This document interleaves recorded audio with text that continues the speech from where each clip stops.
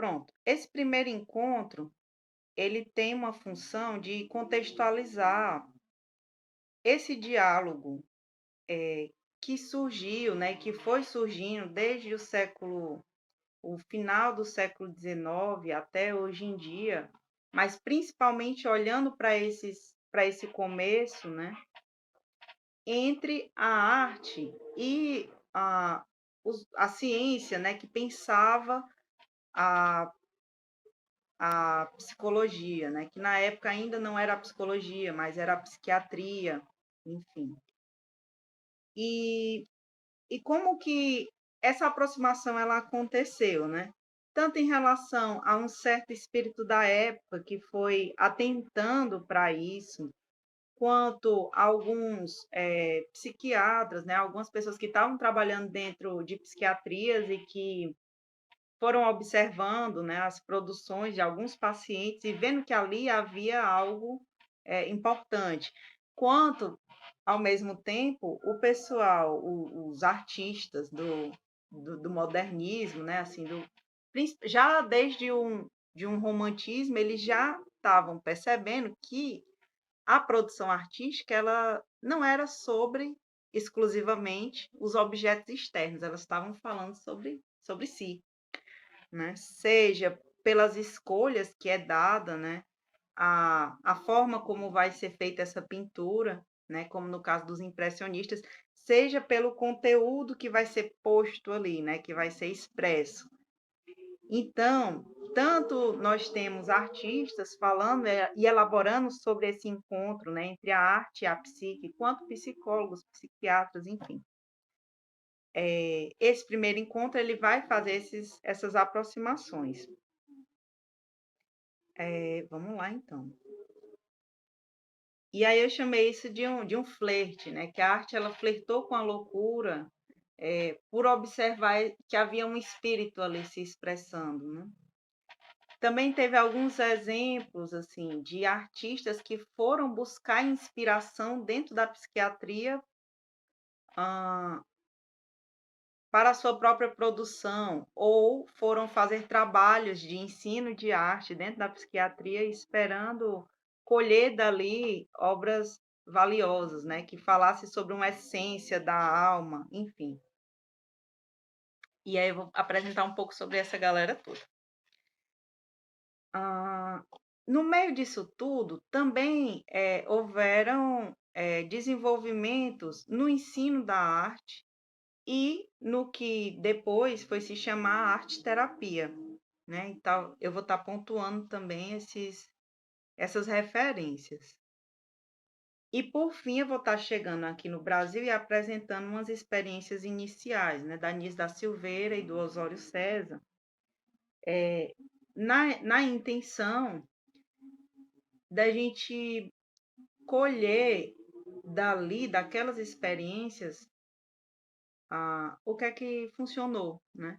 Que tipo de metodologias, que tipo de ações foram feitas, que olhar foi dado àquela prática que pode ser útil até hoje, né? E que pode ser útil na formação de um grupo terapêutico com arte. A nossa ideia é, depois dessas apresentações iniciais de contextualização, é focar no livro da Faiga, do Universos da Arte, que é a referência que a gente utiliza para poder montar os encontros do Grupo Semente. Então, a gente vai estar mais na frente, né, nos encontros mais adiante, focando principalmente nesse livro da Faiga. Bem, então, vou começar aqui a parte do conteúdo, né? Primeiro sobre esses locais, né? As psiquiatrias, elas eram antes leprosários, né? Antes de serem psiquiatrias, aqueles lugares eles serviam para confinar, para guardar, para excluir pessoas que tinham esse problema como é que se diz, contagioso, né? E que depois e que tinha um tratamento moral e que tinha um olhar religioso também sobre eles, e que a medicina, à medida que foi se estruturando e se especializando, né, foi trazendo para si esses cuidados, né. As psiquiatrias, então, guardavam antes, não apenas os alienados, como se diz, mas também pessoas de, tipo assim, pobres,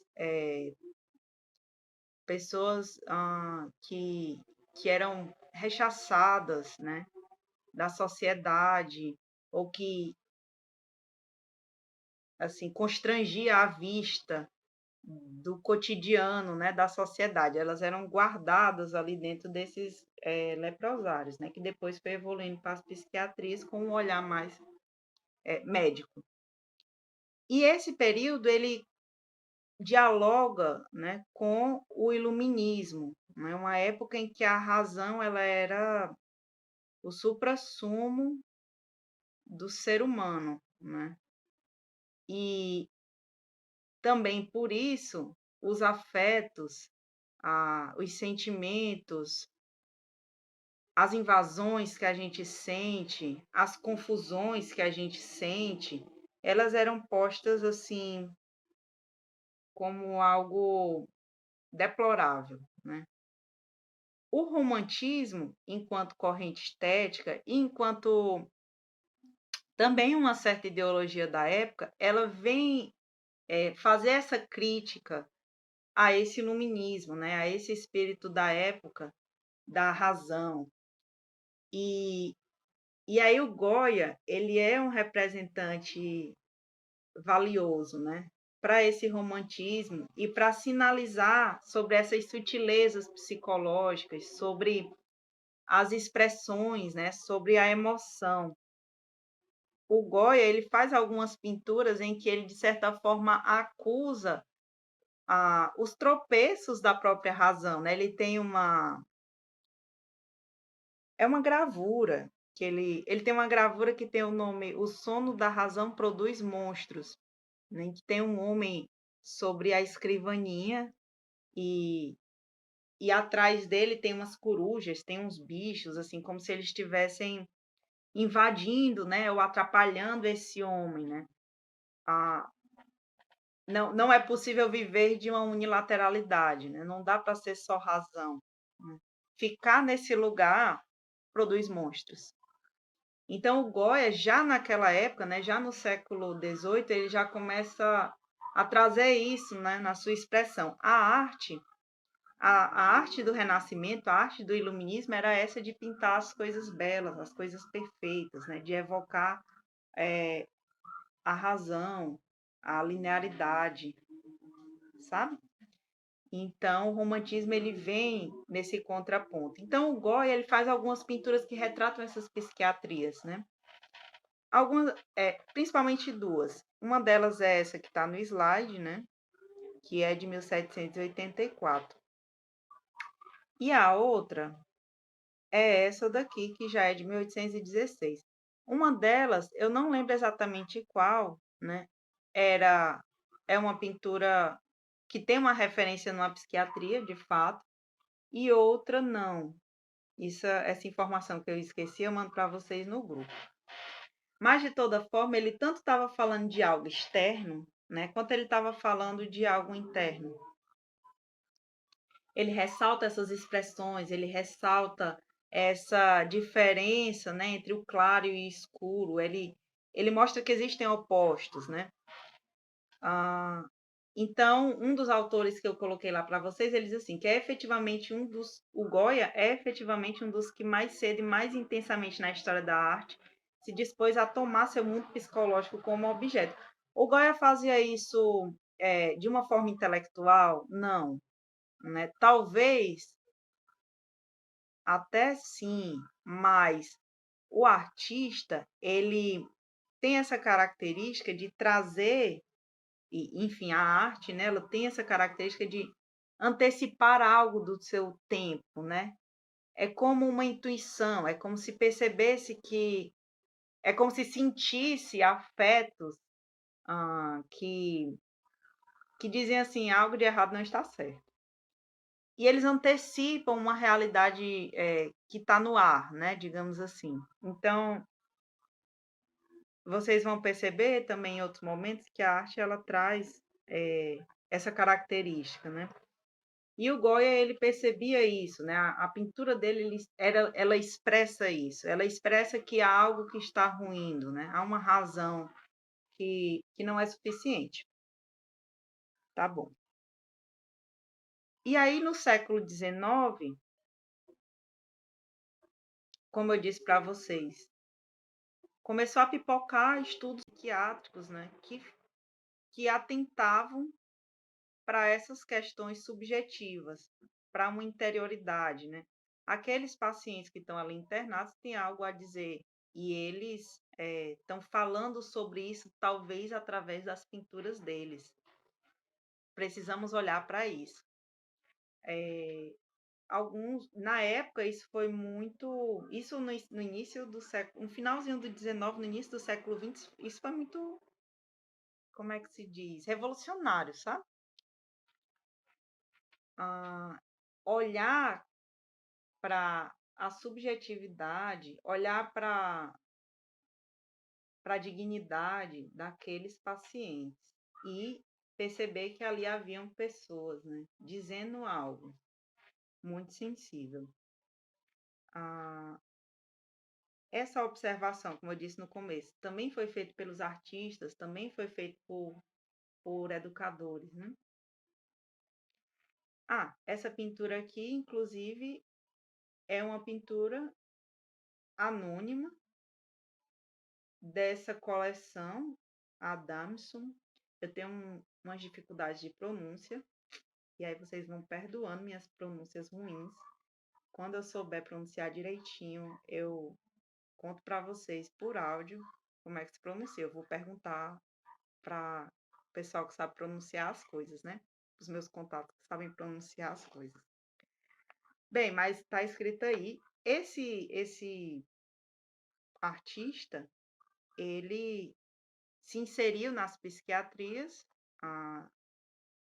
e proporcionou, né, a possibilidade de alguma produção, né, por esses pacientes. E aí uma dessas obras é essa que está no slide.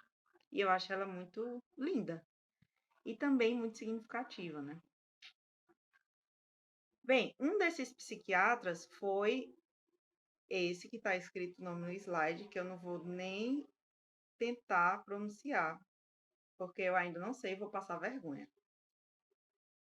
Mas ele foi uma pessoa muito importante, né? Ele observou nas pinturas dos pacientes que havia algo nas escolhas formais que eram feitas que poderiam sinalizar uma psicopatologia.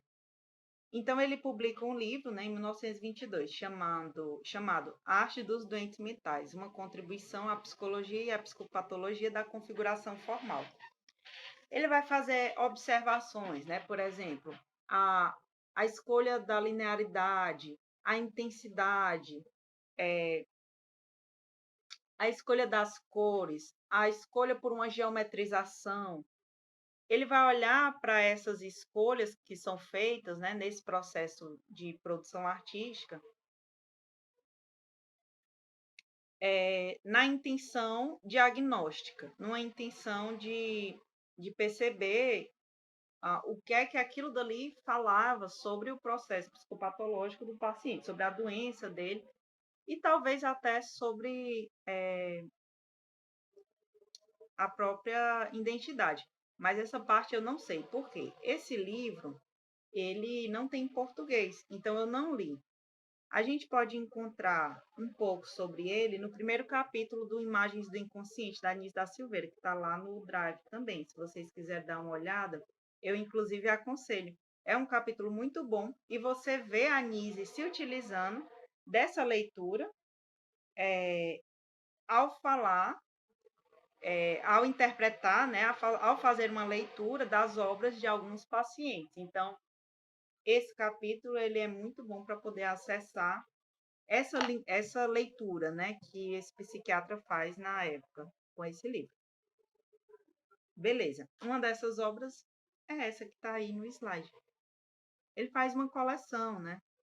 Essa coleção, ela está lá também sendo exemplificada nesses estudos.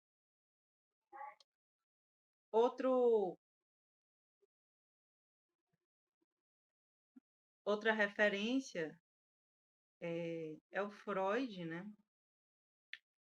Mas, diferente da anterior, o Freud ele observa não a questão, não principalmente a questão das escolhas formais, tipo cor, linha, forma, configuração, construção, né, daquela imagem. Ele observa o conteúdo.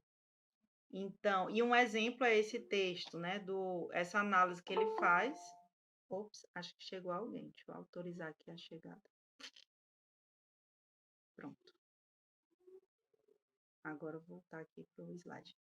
Ele faz essa análise da obra do Michelangelo, de uma obra do Michelangelo, e ele faz também dessa do Leonardo da Vinci, remetendo a produção dele a elementos da sua infância, né? Elementos do seu processo de constituição. Então, ele observa principalmente os conteúdos, né? Ele faz uma interpretação em relação a esses conteúdos que foram pintados. Vão guardando essas informações, né? Essas palavras, assim, forma, conteúdo, porque elas vão ser muito importantes, né? Quando se pensa esses grupos terapêuticos com arte. A gente bebe dessas referências para poder tanto montar uma metodologia, quanto também para poder olhar para aquelas produções que são feitas no grupo. Outro é o Jung. E aí desse eu falo com muito mais carinho e propriedade, né? O Jung, ele além do estudo psiquiátrico, né, do estudo teórico, ele também teve as suas próprias experiências. E essa pintura que está aí no slide é dele, né? Antes, acho que já no início, né, bem no início do século, ele sentiu a necessidade de elaborar aquilo que ele estava acessando e que ia para além da razão de uma forma imagética. E aí, assim, essa experiência, ela é muito valiosa, né? Porque ela vai para além do olhar que se tem para aquele que produz como se fosse um objeto, como se fosse um objeto externo. É um olhar daquele que fez. E isso está inventariado no livro vermelho. Eu não coloquei no Drive, mas eu poderia até colocar. Acho que é uma boa ideia.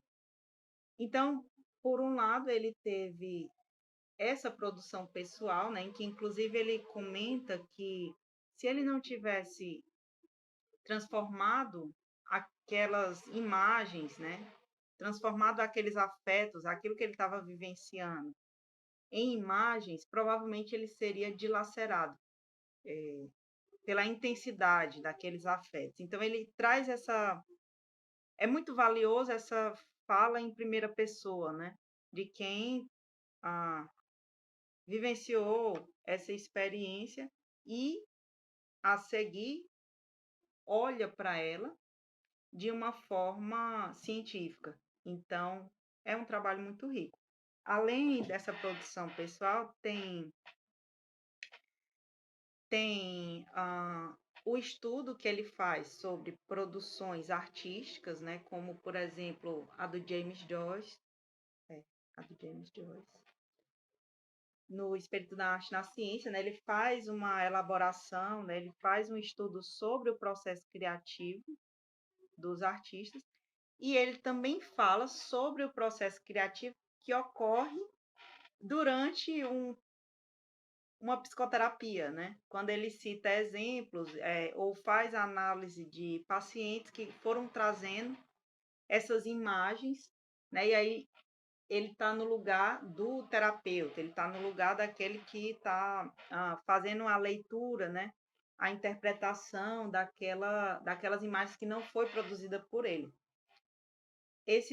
Eu gosto muito de citar esse texto, né, que é o estudo empírico no processo de individuação. Eu não sei se eu coloquei ele no Drive, eu acho que não, mas eu vou colocar. Depois vocês me lembrem, depois eu vou colocar, tá bom? Porque talvez eu esqueça. Eu coloquei esses três, né, para poder fazer essa contextualização. E agora chegando para o lado da arte, né? Paralelamente a isso, a essa efervescência, né, que estava acontecendo na ciência psicológica, nos primórdios ali da psicologia, também estava acontecendo essa efervescência na arte, né, pelas vanguardas modernistas. Inclusive, essa galera dialogava bastante.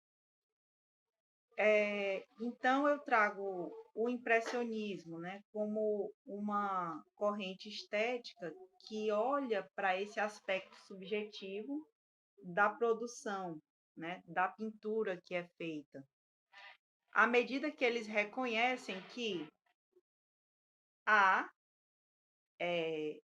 que tipo assim, que é inevitável que o olhar do observador interfira naquela produção, né? Tipo, eu estou pintando uma paisagem, mas é inevitável que aquela paisagem ela passe primeiro pela minha própria realidade psíquica. É inevitável que, ao sair aquela pintura, também vá junto elementos da minha própria impressão. Então, os impressionistas, eles carregavam suas pinturas das suas próprias impressões, né? Mas ainda assim se referenciando a esses objetos externos.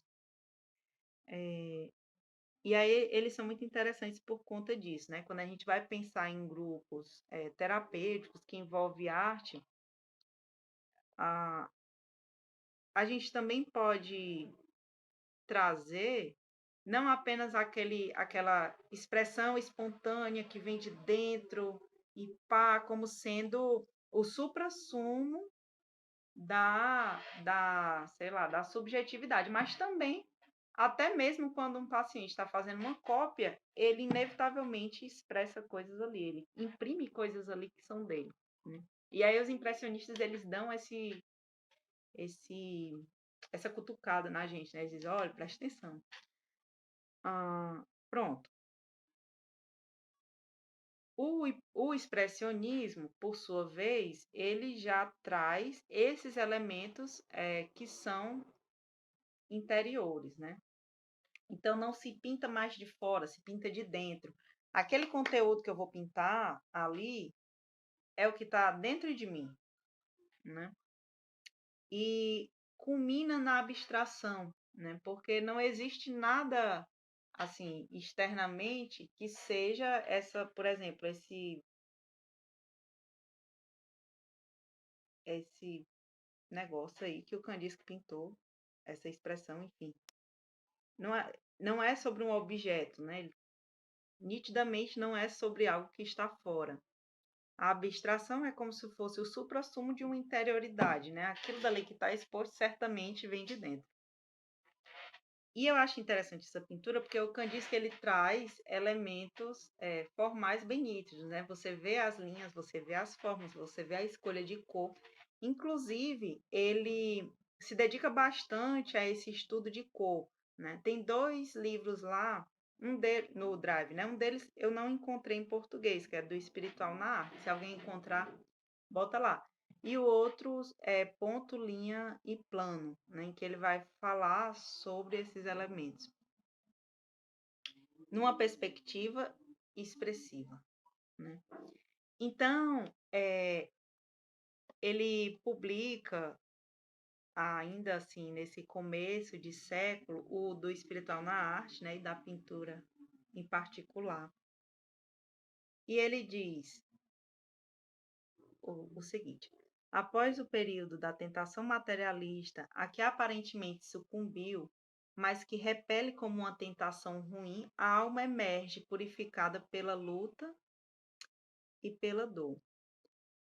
O próprio artista vive uma experiência completa, relativamente requintada, e a obra, nascida de seu cérebro, provocará no espectador capaz de experimentá-la emoções mais delicadas que nossa linguagem é capaz de exprimir. O Kandinsky, então, ele está falando que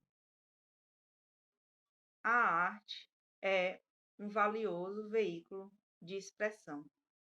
O resultado daquilo fala muito do artista.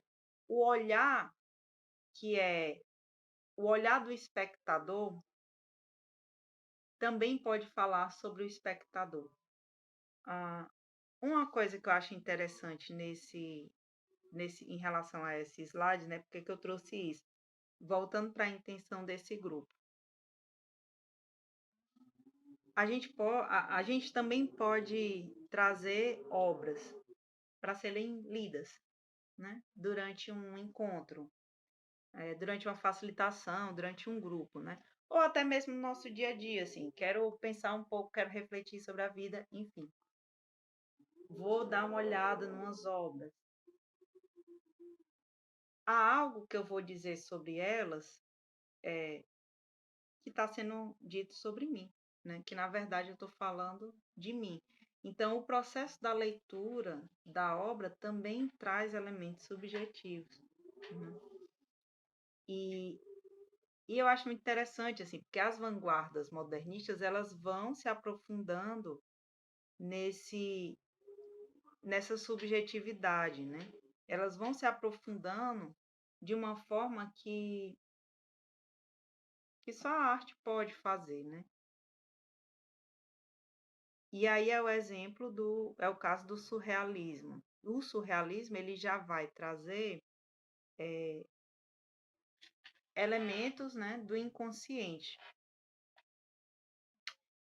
Os surrealistas, eles já liam Freud, eles já liam Jung, eles já liam esses autores que falavam sobre uma dinâmica psicológica que dialogava a consciência, ou seja, aquilo que a gente sabe, do inconsciente, ou seja, aquilo que é nosso e que a gente ainda não sabe. E eles pintam sobre isso, né? Inclusive, eles não só pintam, né? Como eles fazem outras coisas, né? Eles fazem poesia, enfim, eles estão presentes no teatro. E os surrealistas, eles fazem, inclusive, experimentações, né? O Breton, por exemplo, espero que eu tenha pronunciado direito, ele fazia exercícios de escrita automática, que hoje a psicologia se utiliza como uma técnica, né? Nos seus tratamentos, assim, para facilitar esse contato com o inconsciente. Ele também se utilizava do relato dos sonhos, né? Ele observava o que é que esses sonhos estavam dizendo e tentava fazer algo que dava valor, né, a isso que foi dito, né? Então, daqui a gente também já pega mais alguns elementos, né?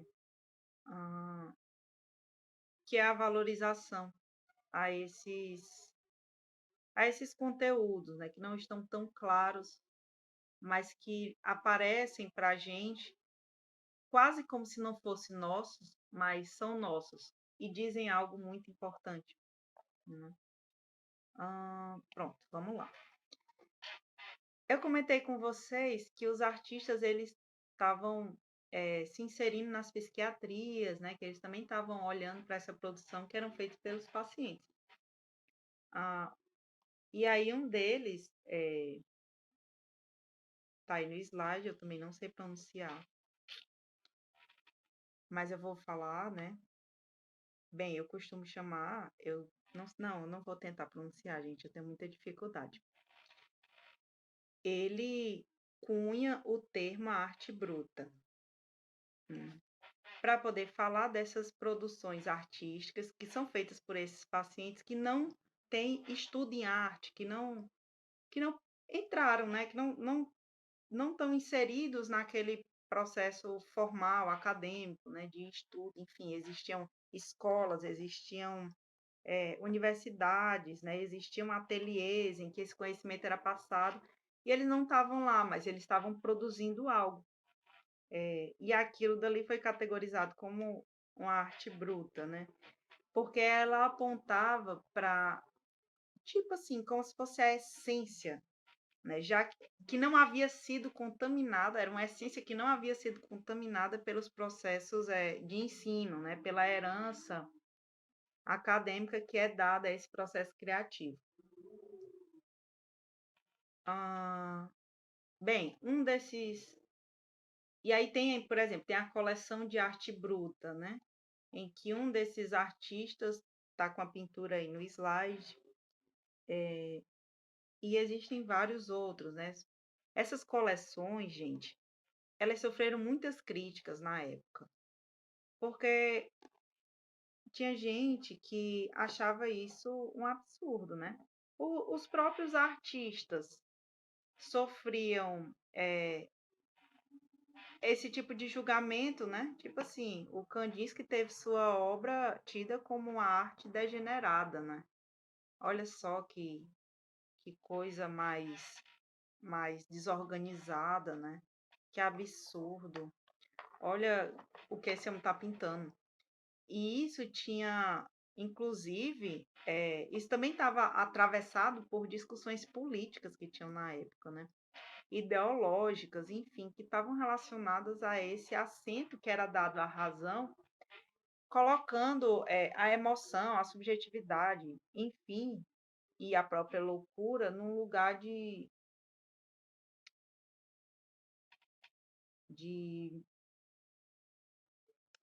não é nem só de inferioridade, né, mas de meio inumano, assim, né, degenerado mesmo. E imagine, se os artistas que hoje a gente reconhece como artistas muito importantes para a construção da história da arte, imagine a turma que estava internada numa psiquiatria, né?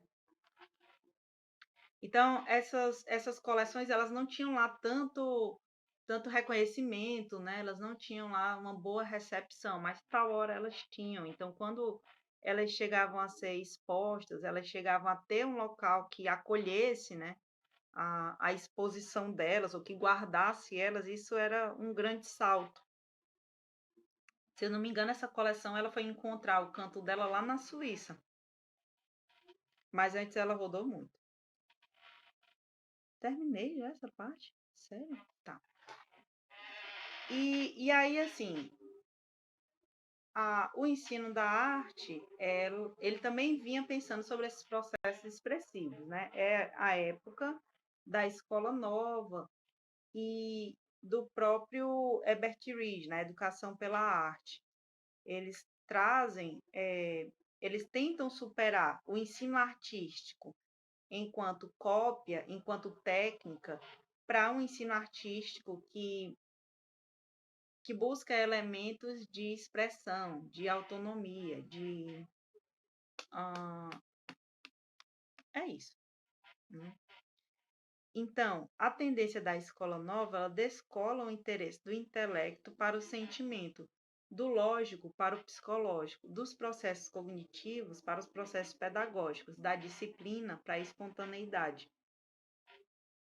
É claro que isso já sofreu várias críticas, várias evoluções, né, no âmbito do ensino da arte. Até porque muito disso vai se perdendo, né? Pela, pela falta de comprometimento, um estudo superficial, né? Quantos de nós já não ouviu as críticas sobre o ensino de arte espontaneísta que parece quase preguiçoso, assim, não, deixa fazer, deixa os alunos pintar aí, pintem umas coisinhas, enfim. Isso é carregado de muitas críticas. Mas na época, isso fazia muito sentido, né? Isso tinha uma profundidade ideológica, uma profundidade prática muito grande. E que, de certa forma, a gente resgata nesses grupos, né? Porque não tem como fugir da necessidade da expressão e da espontaneidade num grupo terapêutico. Não tem como fugir disso. No final das contas, isso é muito valioso. As pessoas querem comunicar algo, elas querem se comunicar. E a gente sabe que a arte comunica, né? Então, não dá para descartar assim. Bem, e assim também como nessa época surge a arte-terapia, né? Ali vai sendo formalizado enquanto um campo de pesquisas e de práticas. Nos Estados Unidos, haviam três arteterapeutas, né, que na época ainda não era dado esse nome para elas. Uma delas, inclusive, era da educação, a outra era da psicanálise, enfim, elas tinham suas profissões que não eram necessariamente relacionadas à arteterapia. Mas aquilo que elas foram fazendo foi ganhando o nome de arteterapia. Isso a partir já da metade do século XX, né? Tá lá naquele livro da Selma Ciornai, que está no Drive. Vocês vão dar uma olhada. Tem escrito 3 vertentes da arte-terapia. Aí vocês podem olhar. A, a proposta de cada uma delas também traz elementos muito importantes quando a gente pensa na operacionalização de um grupo, né? A Margaret Naumburg, por exemplo, ela traz a arte na terapia enquanto um recurso expressivo. Já a Edith Kramer, se é que eu pronunciei certo, ela traz a arte como uma terapia. Então, o fazer artístico já era terapêutico em si, né? Não necessariamente na busca de elementos, de conteúdos que fossem expressos ali, mas pelo simples fazer. Tipo, fazer já estava dando bom, assim. Pintou, saiu bem. Estou simplificando, tá? Não é bem assim, vocês vão ler lá. Aqui no Brasil, né? Trazendo agora para as nossas experiências primeiras no Brasil. Vale, gente, o slide ficou esquisito nessa parte. Eu coloquei só sobre o que eu ia falar e não escrevi o texto. Eu trouxe esses 3 nomes, Ulisses Pernambucano, o Osório César e a Anísio da Silveira. Vou focar no Osório César e na Anísio da Silveira porque tem mais trabalhos sobre eles. E do Ulisses Pernambucano eu achei muita pouca coisa, mas ele costuma ser citado também como um psiquiatra que trouxe a arte para dentro do contexto psiquiátrico. Assim como na Europa, a psiquiatria aqui não era um lugar muito bom, não era um lugar nada bom, né? Não era um lugar nada terapêutico. Trazer a arte para esses contextos era bastante revolucionário, né? Porque trazia uma humanidade para esse tratamento, né? Dava dignidade para os pacientes, né? Dizer que eles poderiam expressar algo e também viabilizava algo que não era agressivo, né? Os tratamentos da época envolviam, por exemplo, convulsão, eletrochoque, como insulínico, né? Em que esse apagamento era dado pela injeção de insulina, essas coisas, né? E então, a introdução da arte nesse contexto foi muito revolucionária na época. E até hoje é tido como uma prática muito importante, né? Depois da reforma psiquiátrica, dos CAPs, assim, busca-se bastante trazer esse elemento artístico para dentro dos programas de tratamento. O Osório César, ele começa o trabalho dele lá em São Paulo, nos anos 20, primeiro observando as produções espontâneas, né, que iam sendo feitas pelos pacientes dele. Ele não era apenas psiquiatra, ele também era músico e ele também era da Sociedade de Psicanálise. E lá em São Paulo, a turma ali da arte moderna e da psicanálise eram muito próximas, então ele também participava do Clube de Arte Moderna, né? Eles estavam fazendo grupos, discussões, eventos que traziam essas aproximações, sabe, entre a arte, entre a psicanálise, enfim, isso no início do século, né, aqui, do século XX. aqui no Brasil. E o Osório César traz uma coisa que eu acho muito importante, depois, né, ele vai organizando isso ao ponto de fundar a Escola Livre de Arte do Juqueri, uma escola que funcionava dentro da psiquiatria. Ele convida artistas para poder facilitar esses grupos, né? Ensinar coisas, ensinar técnicas. Vocês veem aí nas pinturas, não, nas fotos, que tem muita pintura na parede, né? Então, isso também fazia parte da metodologia, a exposição, né, e o contato que se tinha com as produções que eram feitas. Ah, e aí ele falava tanto da expressão quanto da importância de uma instrução técnica. Além disso, ele traz elementos de reinserção social, porque havia uma certa profissionalização e também haviam as exposições, né? Essas exposições elas permitiam um contato social, né, com esses pacientes e com aquilo que eles estavam produzindo. Anis da Silveira, no Rio de Janeiro, né, no Engenho de Dentro, ela começa o trabalho dela a partir dos anos 40, né? Na época, havia um setor de terapia ocupacional que estava comendo poeira, né? E ela revitaliza esse setor juntamente com um outro funcionário do hospital que era artista. E, e esse trabalho ele é muito rico, né? Há muitos frutos daí. Um desses frutos é sobre o estudo da psicologia analítica. Um outro fruto é sobre o Museu de Imagens do Inconsciente, que ainda existe, né, lá no Rio de Janeiro, enquanto lugar, e aí na época, né, ela fala desse lugar como um lugar não apenas de exposição, mas de produção, né, e de pesquisa, né, em que se colecionava essas produções e que poderia se pesquisar a profundidade delas, né?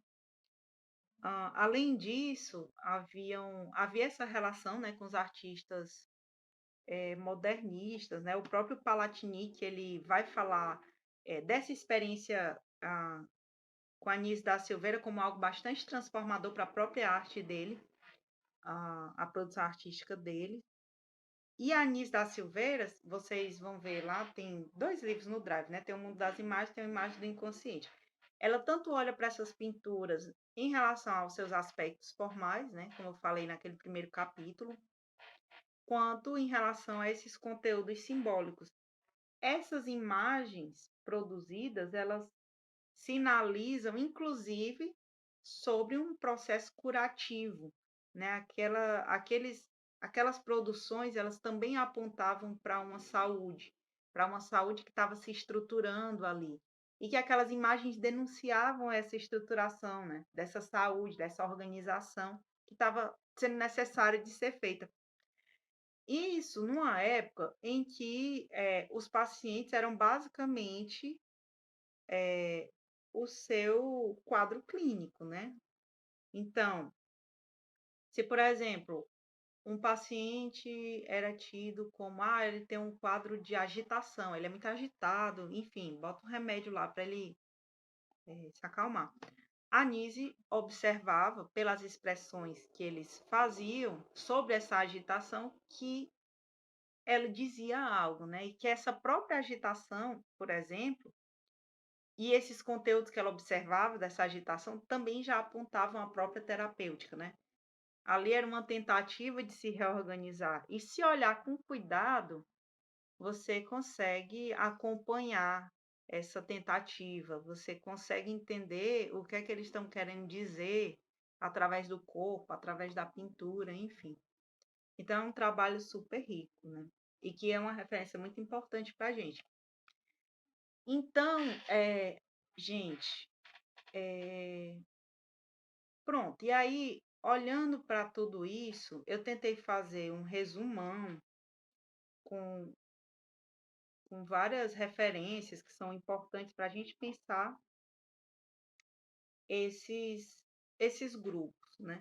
Para a gente pensar como que vai construir uma metodologia